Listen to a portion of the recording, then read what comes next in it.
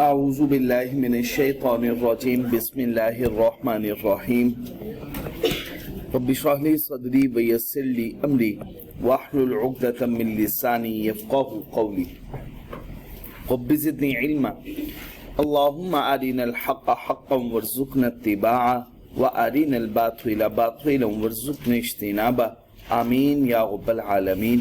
अल्लाहुम्मा तहिर क़ुलूबना मिनन निफ़ाक़ व अअमालना मिनर रिया व अलसिनतना मिनल कज़िब व अअयुनना मिनल ख़ियाना फ़इन्नका तअलमु ख़ाइनतल अअयुनि व मा तुख़फ़िस सुदूर आमीन या रब्बल आलमीन। बच्चे क्वेश्चन 10.2 न्यूमेरिकल क्वेश्चन, इंडिविजुअल का question. First of all examiner हमसे रिक्वायर कर रहा है कि आपने कैलकुलेट करना है टैक्सेबल इनकम मिस्टर इमरान की। मिस्टर इमरान का मतलब ये इंडिविजुअल का क्वेश्चन है।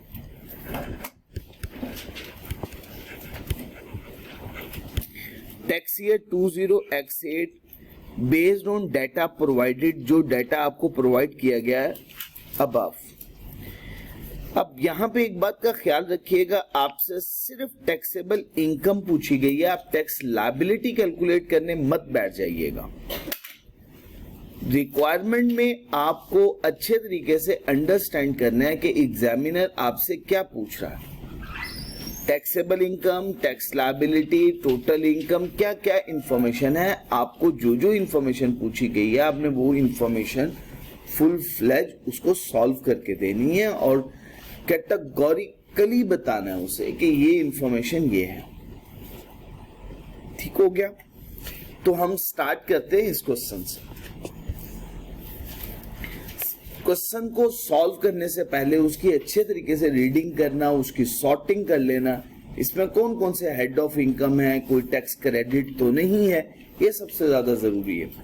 अगर टैक्स लायबिलिटी नहीं है, कैलकुलेट ही नहीं करवा रहा, तो फिर टैक्स क्रेडिट भी नहीं होंगे, क्योंकि वो तो टैक्स लायबिलिटी में से डिडक्ट होते हैं। तो टैक्सेबल इनकम तक वो कैलकुलेशन करवा रहा है, इसका मतलब डिडक्टेबल अलाउंस तक तो हो सकती है बातें, टैक्स क्रेडिट की बात नहीं करेगा।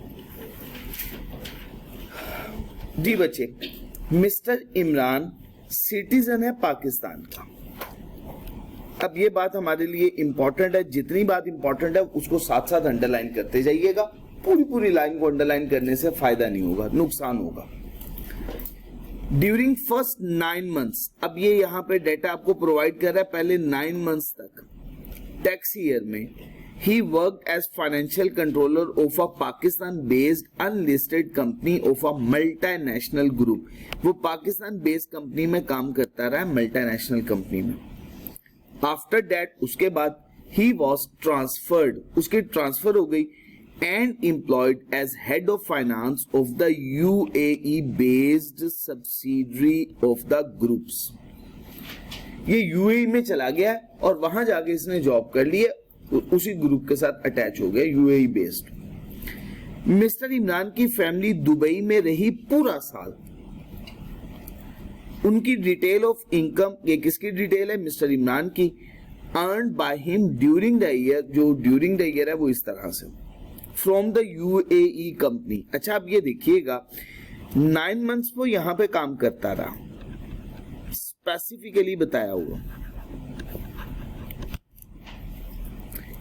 अगर कोई सिटीजन ऑफ पाकिस्तान हो, during the tax year Pakistan छोड़ के बाहर चला जाए, उसकी जो फॉरेन सोर्स इनकम होगी वो क्या हो जाएगी? यहाँ पे सैलरी का वर्ड है, फॉरेन सोर्स सैलरी। याद रखना स्पेसिफिकली, हर इनकम एग्जाम नहीं होगी, मैंने जानबूझ के ये वर्ड बोला। अब ये बात याद रखनी है, citizen of Pakistan leave Pakistan during the tax year and remain abroad. एक सिटीजन है पाकिस्तान का, during the tax year Pakistan छोड़ के बैरून मुमालिक गया और फिर उस टैक्स ईयर में वापस लौट के नहीं आया, उसकी उस साल की, उस टैक्स ईयर की foreign source salary exempt from tax होगी, उस पर टैक्स लागू नहीं होगा। बात क्लियर हो गई? कोई कंफ्यूजन तो नहीं है? अब बात फिर भी पढ़ लेते हैं। मिस्टर इमरान ने अर्न किया $30,000 ड्यूरिंग 3 months एम्प्लॉयमेंट जो कि यूएई में है, कोई टैक्स डिडक्ट नहीं हुआ सैलरी में से जो उन्होंने यूएई में अर्न किया और जो उनको रिसीव भी हुई। To relocate mister Imran in UAE में रीलोकेट करने के लिए मिस्टर इमरान को UAE company incurred one time miscellaneous cost ₹100,000 to move the household items of mister Imran from Pakistan to Dubai. ये तो इनकी यूएई की इनकम है। यूएई की इनकम इनकी फॉरेन सोर्स इनकम है, वो एग्जाम फ्रॉम टैक्स होगी और इसका सिर्फ आपको नोट ऐड करना है। क्या ऐड करना है? नोट ऐड करना है। कोई दिक्कत तो नहीं है यहां तक? पाकिस्तान सब्सिडरी जहां पे 9 months तक ये जॉब करते रहे, बेसिक सैलरी है 500,000 पर मंथ है, कितने से मल्टीप्लाई करेंगे? और उसके बाद रूल क्या होगा? Fully taxable. कोई confusion? Medical allowance 45,000 per month है। नो फ्री मेडिकल या hospitalisation facility is given to mister Imran under the terms of employment. Allowance सिर्फ दिया जा रहा है, इसके अलावा कोई मेडिकल फैसिलिटी नहीं है। तो बताएं मेडिकल अलाउंस के लिए क्या रूल है? एग्जाम। शाबाश, exam up to 10% of basic salary. ये भी बात क्लियर होगी। कंपनी ने मिस्टर इमरान को टीवी और वीसीआर प्रोवाइड किया है। कल हमने एक उसूल पढ़ा था, अगर अकोमोडेशन और कार के अलावा कोई भी एसेट कंपनी अपने एम्प्लॉय को प्रोवाइड करे, उसकी टैक्स डेप्रिसिएशन एम्प्लॉय का टैक्सेबल बेनिफिट कंसीडर होगी। यही बात पड़ी थी। यहाँ पे उसने बता दिया 40,000 इसकी कॉस्ट है, जिस पे कंपनी चार्ज क्या कर रही है? 20% डेप्रिसिएशन। तो ये 20% डेप्रिसिएशन का जो रेट है वो टैक्सेबल बेनिफिट कॉस्ट पे अप्लाई करके हम कैलकुलेट कर लेंगे। कंपनी ने इंटरेस्ट फ्री लोन प्रोवाइड किया मिस्टर इमरान को 5 मिलियन का, जो कि पूरा साल बैलेंस आउटस्टैंडिंग रहा। मिस्टर इमरान ने इससे एक फ्लैट एक्वायर कर लिया इस लोन से और इसको किराए पे दे दिया। 1 लाख रुपया पर मंथ इसका किराया उसको मौसूल हो रहा है with effect from 1 July. He also paid ₹35,000 as property tax during the period. उसने प्रॉपर्टी टैक्स भी पे किया ड्यूरिंग द पीरियड। ठीक हो गया यहां तक? कोई कंफ्यूजन तो नहीं है?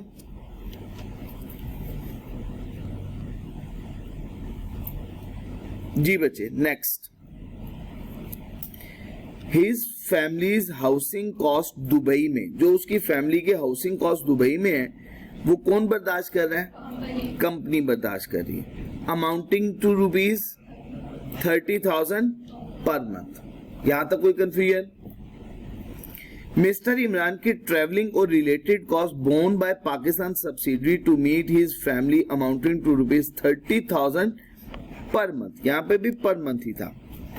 उसकी ट्रेवलिंग और related cost Pakistan subsidiary meet करती रही।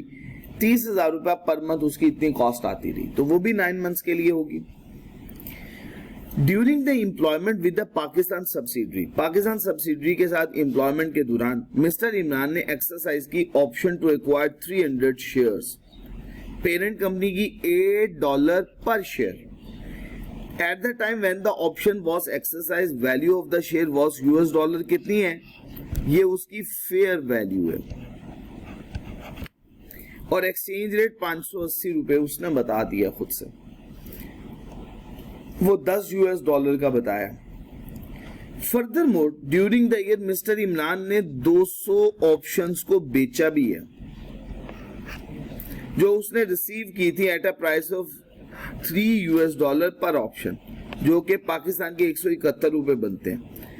After holding it for more than a year, neither the Pakistan subsidiary nor Mr. Imran incurred any cost in this regard. ये ऑप्शन के लिए तो कोई पैसे नहीं दिए गए, ये तो सारे का सारा ही क्या हो जाएगा?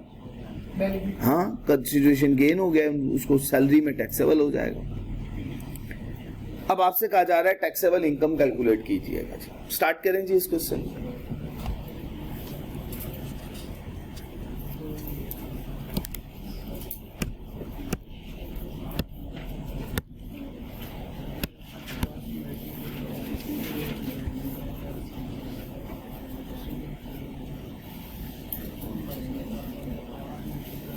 पहले तो जो इंफॉर्मेशन हम लिखते हैं वो इंफॉर्मेशन लिखते हैं,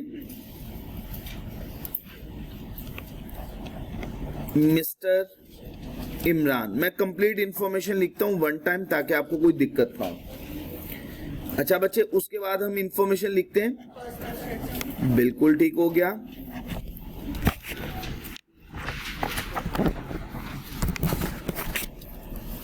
पर्सनल स्टेटस,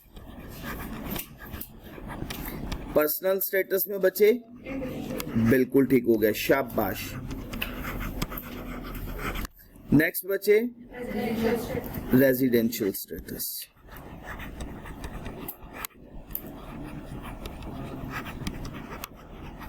रेजिडेंशियल स्टेटस में कोई इंफॉर्मेशन नहीं गिवन। रेजिडेंट वैसे भी कैटेगोरिकली बताया हुआ है, स्पेसिफिकली बताया हुआ है। वो कैसे? 9 मंथ्स पाकिस्तान में जॉब करता रहा। 183 डेज से ज्यादा बनते हैं, कम बनते हैं?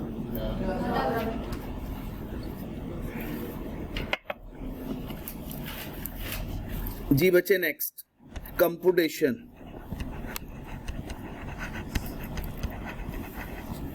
Of taxable income. उसके बाद बच्चे टैक्स ईयर,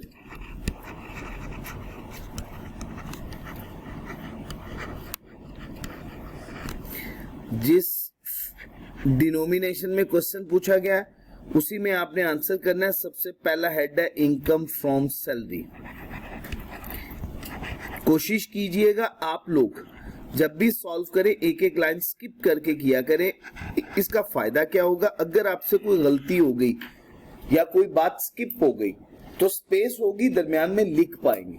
लेकिन अगर आपने बिल्कुल भी स्पेस नहीं छोड़ी हुई होगी, आपसे कोई गलती हो गई, कोई फिगर गलत हो गई, तो आपके पास इतनी भी स्पेस नहीं होगी कि आप उसको कट करके दोबारा लिख सकें। तो मेरा मशवरा, मेरी एडवाइस ये है आप लोगों को कि एक एक लाइन स्किप करके लिखना है आप लोगों को। इससे आपकी प्रेजेंटेशन बहुत अच्छी रहेगी। आपसे कोई गलती हो जाए तो खराबी भी पैदा नहीं होगी, मोराल भी डाउन नहीं होगा। देखें ना, मैं आपको एक मिसाल देता हूं। लेट्स सपोज ये बात मेरे से गलत हो गई है, ये वाली इनकम की बात मेरे से गलत हो गई है। अब मैंने अगर इसको कट कर दिया, अब मेरे पास इतनी स्पेस ही नहीं है कि मैं यहां पे लिख सकूं। हाँ, आगे लिख सकता हूं अभी फिलहाल, लेकिन अगर फिगर है और ये बॉर्डर लाइन लगी हुई है तो क्या मैं यहां पे कुछ लिख पाऊंगा? मुझे बताएं। अब मेरे लिए क्या, इसके ऊपर लिखूंगा और मेरे से और ज्यादा खराबी हो जाएगी और मुझे खुद को बुरा लगना शुरू हो जाएगा। तो ये आप लोगों ने ये याद रखना है, कोशिश भी करनी है। अभी से प्रैक्टिस करेंगे तो ये पॉसिबल हो पाएगा, नहीं तो ये पॉसिबल नहीं हो पाएगा। ठीक हो गया जी बच्चे? तो बच्चे हम स्टार्ट करते हैं इनकम फ्रॉम सैलरी। मैं यहाँ पे एक एक लाइन स्किप नहीं कर रहा हूं, बट अज्यूम करूंगा कि आप लोग एक एक लाइन स्किप करके लिखेंगे। जी बच्चे, सबसे पहली बात है बेसिक सैलरी। या अगर आप नोट देना चाहते हैं तो फ्रॉम UAE, ये आप ये बात लिखेंगे और यहां पे नोट लिखेंगे। और नोट में क्या लिखेंगे? If a citizen of Pakistan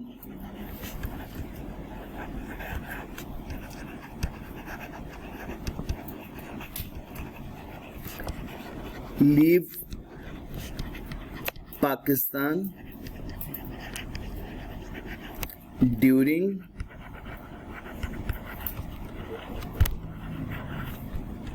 a tax year and remain abroad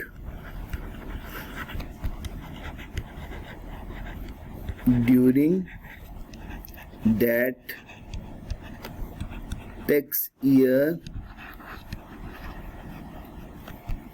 his foreign source salary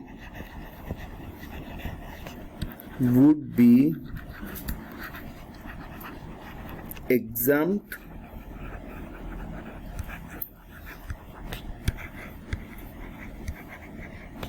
from tax.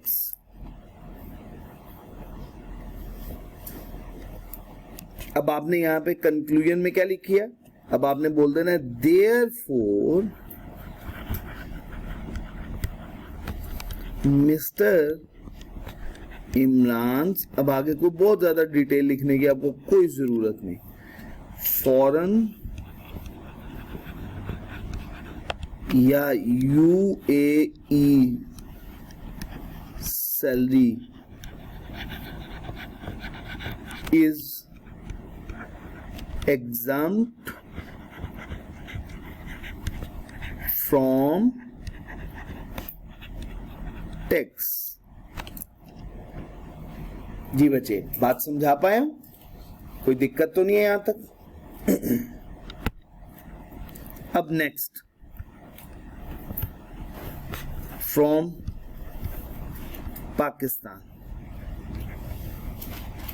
ये तो पाकिस्तान सोर्स इनकम है ना, ये तो टैक्सेबल होगी, ये तो एग्जाम नहीं होगी। अब सबसे पहले बच्चे बेसिक सैलरी, बेसिक सैलरी है बच्चे 500,000 per month. Total number of months कितने हैं? 9। तो ये अमाउंट हो जाएगी 4.5 मिलियन। कोई दिक्कत, कोई कंफ्यूजन?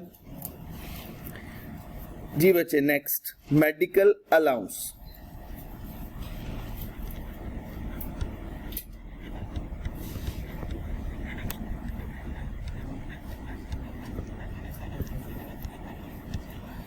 आपने पहले ये इनर कॉलम में लिखना है, ये देखिएगा, प्रेजेंटेशन देखनी है अच्छे तरीके से।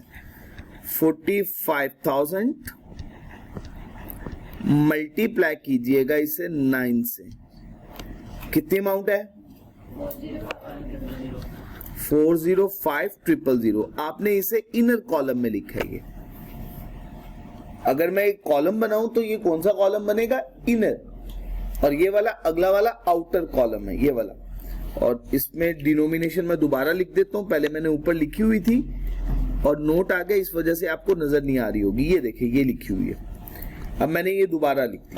और ये इनर कॉलम में भी मैंने डिनोमिनेशन लिख दी आपको समझाने के लिए।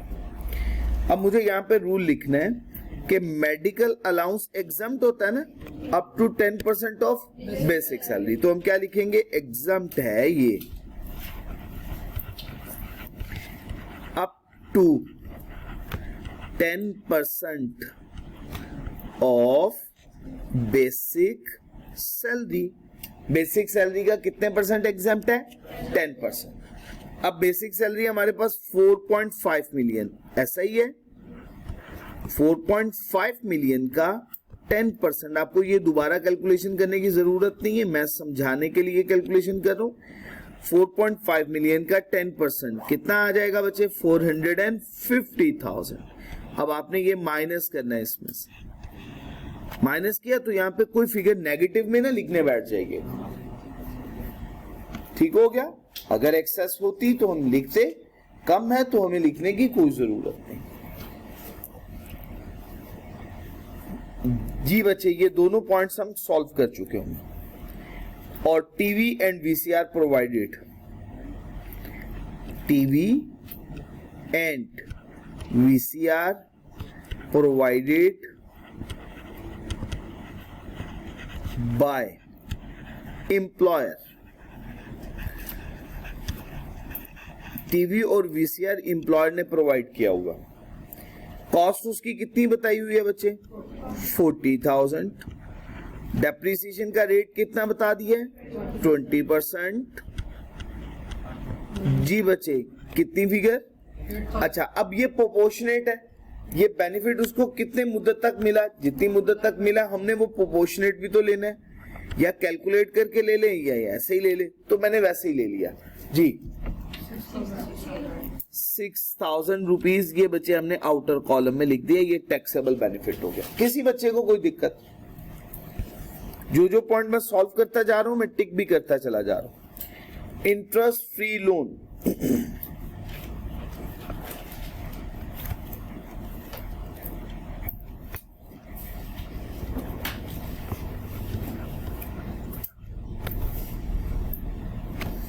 ठीक हो गया।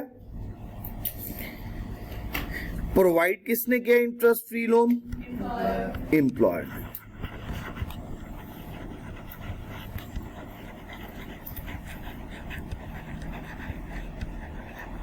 अगेन मैं आप लोगों से कह रहा हूं, आप लोग जब लिखें तो कोशिश कीजिएगा एक लाइन स्किप करके लिखिएगा। प्रेजेंटेशन भी अच्छी होगी, आपके पास इतनी स्पेस भी होगी कि कोई गलती हो जाए तो आप उसे रेक्टिफाई भी कर सकेंगे। जी बच्चे, 5 मिलियन का लोन एक्वायर किया था, यही फॉर्मूला बताया था ना मैंने आपको। पहले आपने लोन की अमाउंट लिखनी है, आउटस्टैंडिंग लोन की अमाउंट मल्टीप्लाई बाय, अगर कंसेशनल लोन होगा तो डिफरेंस लेना है बेंचमार्क का और एक्चुअल रेट का, और अगर इंटरेस्ट फ्री हुआ तो पूरा बेंचमार्क रेट है 10%, बिल्कुल ठीक, और इसको मल्टीप्लाई करना है पीरियड से, याद है ना आपको। तो यहाँ पे गिवन पीरियड गिवन है, अगर 12/12 हुआ तो जरूरत नहीं है लिखने की, यहाँ पे 9/12 है तो हम यूज करेंगे। जी बच्चे, 375,000। जी बच्चे, कोई कंफ्यूजन? देखिए ये भी पूरा पॉइंट हमारा मुकम्मल नहीं हुआ, उसने ये फ्लैट लिया, इसका मतलब ये हिस्सा इनकम फ्रॉम प्रॉपर्टी में रिपोर्ट होगा, ऐसा ही है ना, इनकम फ्रॉम प्रॉपर्टी। वहां जाके हम इसको डिस्कस करेंगे, कोई दिक्कत?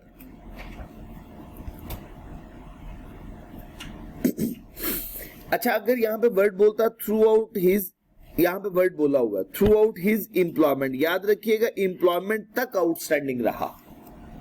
अगर पूरा साल आउटस्टैंडिंग रहता तो 9/12 तब ना करते, क्यों? उसने तो एम्प्लॉयमेंट छोड़ नहीं दी। शाबाश, और बेनिफिट ले रहा है तो वो तो एम्प्लॉयर नहीं रहा अब उसका। वो हमने जो पढ़ा था कि वो किसी स्टेट या वो उसकी कंपनी से थोड़ा सा और रेक्टिफाई करें, अगर वो छोड़ के चला भी जाए, पास्ट एम्प्लॉयर से भी बेनिफिट लिया जाए तब भी वो आपका सैलरी बेनिफिट कंसीडर होगा। एक्सीलेंट, अब आप बिल्कुल पिक कर गए पॉइंट। हमने पढ़ा था ना, प्रोस्पेक्टिव एम्प्लॉयर या पास्ट एम्प्लॉयर, तब भी सुरेश साहब वो आपका बेनिफिट टैक्सेबल होगा अंडर द हेड सैलरी। सबको समझ आ गई है ना? तो मैंने ये बात सिर्फ याद करवाने के लिए कि यहाँ पे उसने एम्प्लॉयमेंट लिखा हुआ है, तो एम्प्लॉयमेंट की मुद्दत 9 मंथ्स है, तभी हम 9/12 कर रहे हैं। लेकिन अगर वो कह देता पूरा साल रही तो फिर हमें 9/12 नहीं करना था, ये कंसीडर करना था और सैलरी में टैक्सेबल बनाना था। क्यों? क्योंकि हमने कहा कोई भी बेनिफिट आपको अपने एम्प्लॉयर से मिले, गोगे आप जॉब छोड़ चुके हो, मैं वो माजी में आपका एम्प्लॉयर रह चुका है, तो वो बेनिफिट फिर भी taxable under the head salary ही होगा। शाबाश, बिल्कुल ठीक हो गया, excellent. His family's housing cost in Dubai borne by the company amounts to rupees 30,000 per month.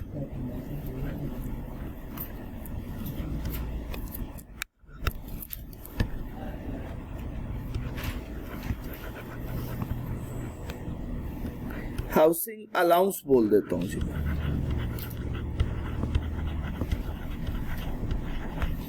30,000 रुपया पर मंथ, मल्टीप्लाई किससे करेंगे? 9 से, 270,000। जी बच्चे, ये भी पॉइंट हमने सॉल्व कर लिया। Next, travelling and related cost.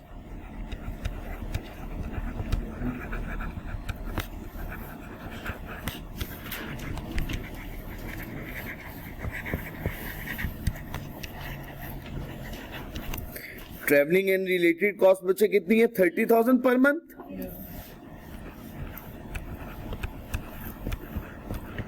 इसको बच्चे मल्टीप्लाई करें 9 से, 270,000।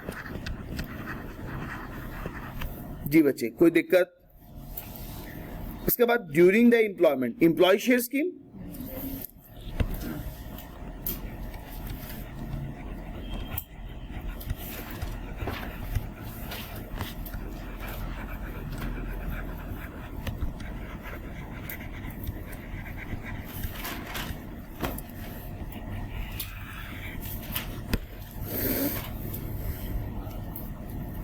Disposal of option,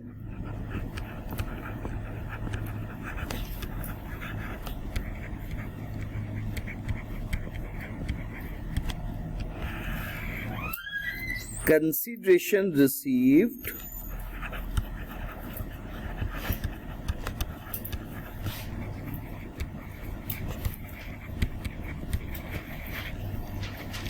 on disposal of options, option को डिस्पोज ऑफ करते हुए उसने कंसिडरेशन रिसीव की। अच्छा बच्चे, अब यहां पे स्पेसिफिकली उसने बताया हुआ है कि 171 रुपीज बनते हैं पाकिस्तान के, हमें वही यूज करने हैं ना, लेकिन एक ऑप्शन के बदले में, यही बोला हुआ है ना। देखिए $3 पर ऑप्शन, जो कि पाकिस्तान के कितने रुपए बनते हैं 171।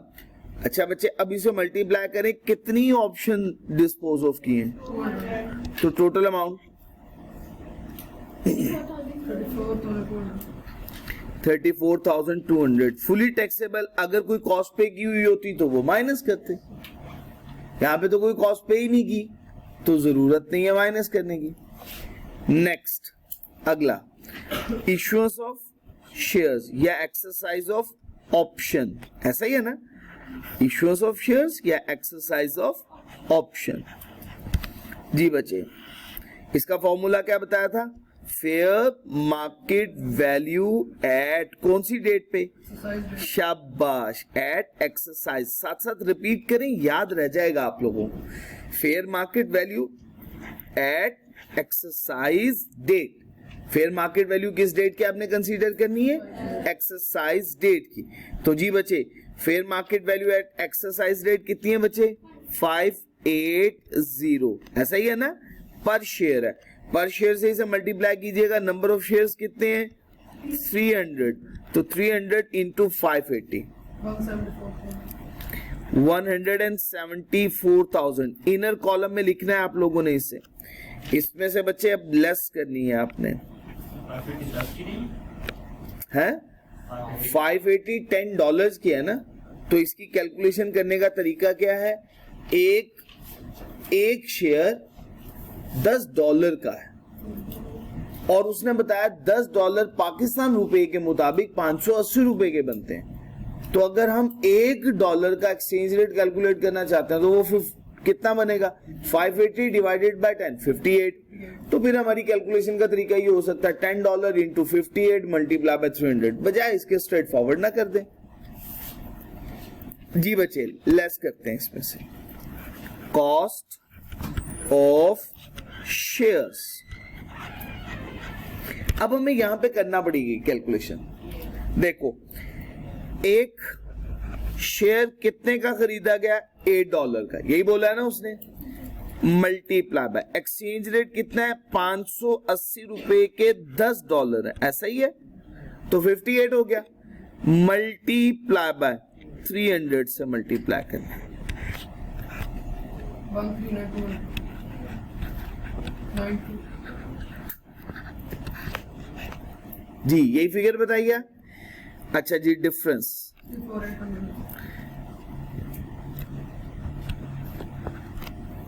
800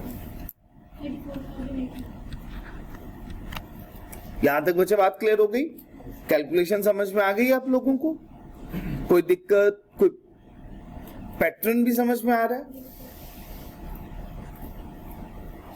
कि सभी बातें हम ऑलरेडी इंडिविजुअली पढ़ चुके हुए हैं और इंडिविजुअल क्वेश्चन हम सॉल्व कर चुके हैं। तो सैलरी के क्वेश्चन या इंडिविजुअल के क्वेश्चन तकरीबन 70% सेम होगा हर क्वेश्चन। जैसे हर सैलरी का सवाल बेसिक सैलरी, आपको रूल बार बार वो याद करना है, बेसिक सैलरी फुली टैक्स। क्यों गलती हो आपकी एग्जाम में बैठ के, जब आप सही तरीके से नहीं पढ़ेंगे तो फिर ये गलती होगी। जब एक क्वेश्चन अप्रोक्सीमेटली 30 टाइम्स आप ये बात दोबारा अगेन एंड अगेन रिपीट कर रहे हैं और फिर भी आप गलती कर रहे हैं एग्जाम में जाके, बनता नहीं है ये। तो आप लोग थोड़ी सी तवज्जो से करेंगे, इंशाअल्लाह अल्लाह रब्बुल इज्जत ने जरूर कामयाब कर देना आपको इंशाअल्लाह। एम्प्लॉय शेयर स्कीम भी बच्चे हमारा यहाँ पे मुकम्मल हो गया, सैलरी का पोर्शन यहाँ पे मुकम्मल, कोई बात नहीं रह गई। अब इसका अब आपने टोटल करना है जी। मैं सॉरी बताइएगा।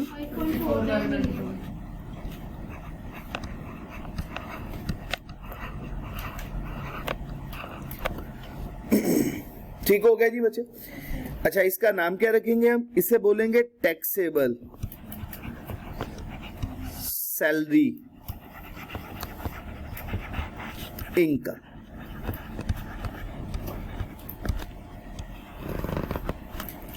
ये हमारी टैक्सेबल सैलरी इनकम है।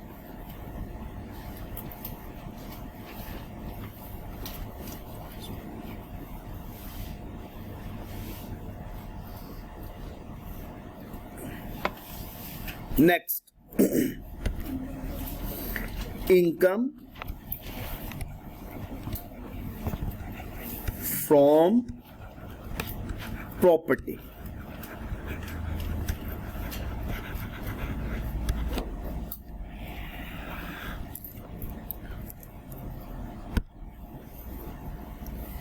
इनकम फ्रॉम प्रॉपर्टी का पैटर्न क्या होता है बच्चे? हमें सबसे पहले क्या कैलकुलेट करना होता है? शाबाश, चार्जेबल रेंट। चार्जेबल रेंट के कितने कंपोनेंट हैं? 4। फर्स्ट वन शाबाश, और fair market rent whichever is higher. Second one forfeited deposit. Third one unadjustable advance, और उसका 1/10 हमने लेना। Fourth one and the last one शाबाश साइनिंग अमाउंट। अब इसमें सिर्फ एक ही अमाउंट गिवन, वो हम लेंगे रेंट की अमाउंट, वही चार्जेबल रेंट बन जाएगा जी। रेंट की अमाउंट उसने बताई हुई है, हम जरा देख लेते हैं उसने क्या बताया हुआ है। रेंट है 35,000 नहीं सॉरी 100,000 पर मंथ, और ये पूरा साल रहा है, ये बात याद रखनी है। इसको ना 9 से मल्टीप्लाई कर दीजिएगा।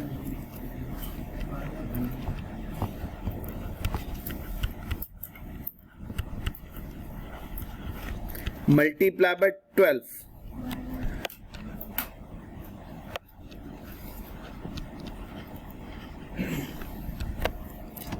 ठीक हो गया। यही चार्जेबल रेंट है हमारा। अब इसमें से हमें माइनस करने हैं एडमिसिबल एक्सपेंसेस।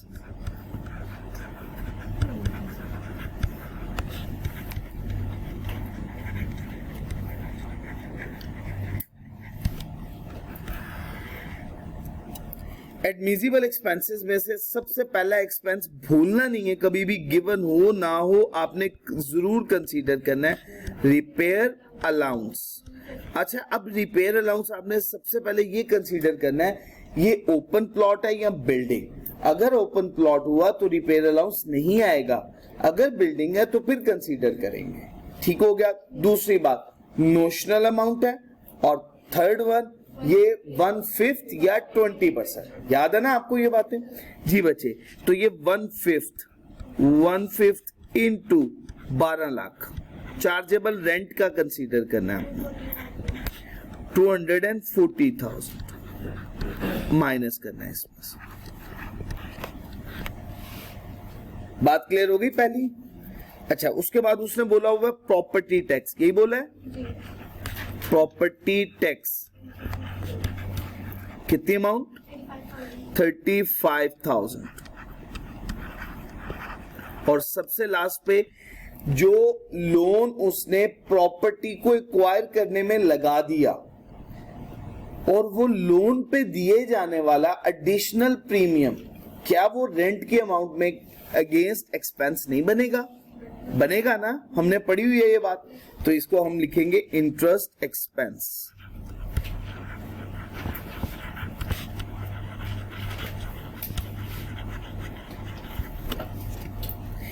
और वो हम ऊपर कैलकुलेट कर चुके हुए हैं।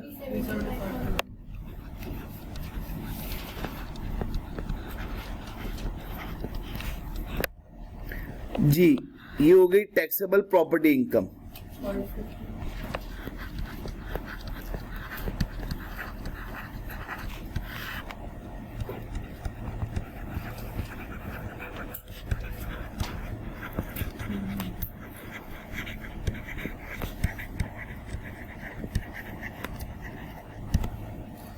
इन दोनों को सम करें तो ये हमारी बन जाएगी टैक्सेबल इनकम।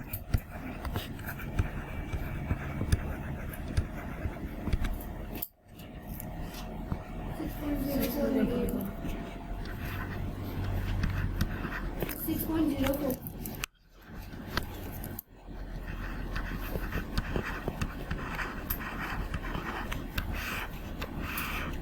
जी बच्चे, ये बच्चे हमारी टैक्सेबल इनकम।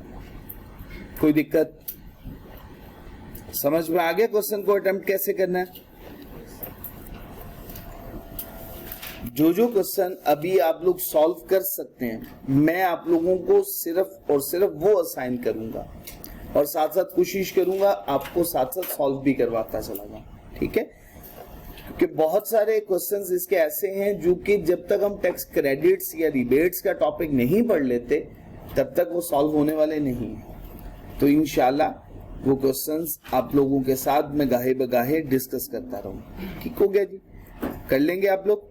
अच्छा, क्वेश्चन नंबर 5 तो टाइम नहीं रहा, थोड़ा सा मैं लेट हो गया तो टाइम नहीं रहा आज सॉल्व करवाने का। इंशाल्लाह नेक्स्ट क्लासेस में वो मैं डिस्कस कर लूंगा आप लोगों से। तो इनकम फ्रॉम प्रॉपर्टी जितना मैंने आपको पढ़ाया हुआ है वो समझ में आ गया आप लोगों को? कोई दिक्कत, कोई कंफ्यूजन? सब बातें क्लियर हैं? सुब्हानक अल्लाहुम्मा व बिहम्दिक अशहदु अल्ला इलाहा इल्ला अंता अस्तगफिरुका व अतूबु इलैक। अस्सलामु अलैकुम व रहमतुल्लाहि व बरकातुहू।